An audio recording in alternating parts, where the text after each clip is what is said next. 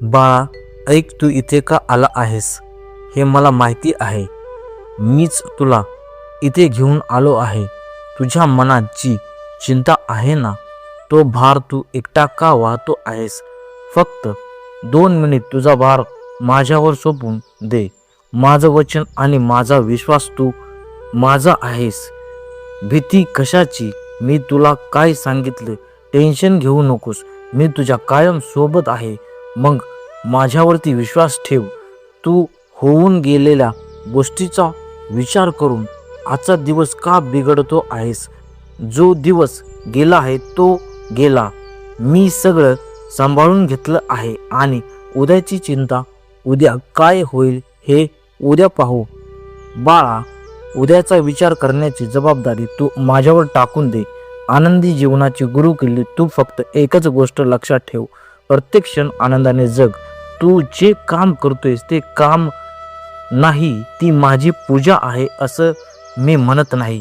माझ्यासाठी झाडू मार किंवा जेवण बनव. कामाचं स्वरूप काहीही असो, तुझं मन शुद्ध असायलाच पाहिजे. तू प्रेमाने काम कर. बाकीचे सगळे योग मी जुळून आणतो. आणि महत्वाचं, हा तुझा पैसा, ही तुझी वस्तू, हे महत्व सोड.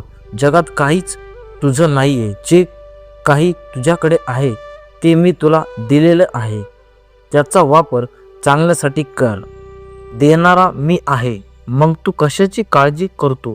माझा आशीर्वाद आहे. जा आता, डोळे उघड. मनात एक दीर्घ श्वास घे आणि शांत हो. तुझ्या मनाची गाठ मी सोडलेली आहे. तू आता चिंतामुक्त आहेस. मी तुला आता पूर्ण आशीर्वाद दिला आहे. पुन्हा चिंता वाटली तर लगेच हा व्हिडिओ सुरू कर. मी तुझ्यासाठी इथे कायम आहे बाळा. जा बाळा, आनंदाने जा. माझा आशीर्वाद तुला कायम सोबत राहू हीच माझी इच्छा आहे. अलख निरंजन. आदेश. ओम चैतन्य नवनाथाय नमः.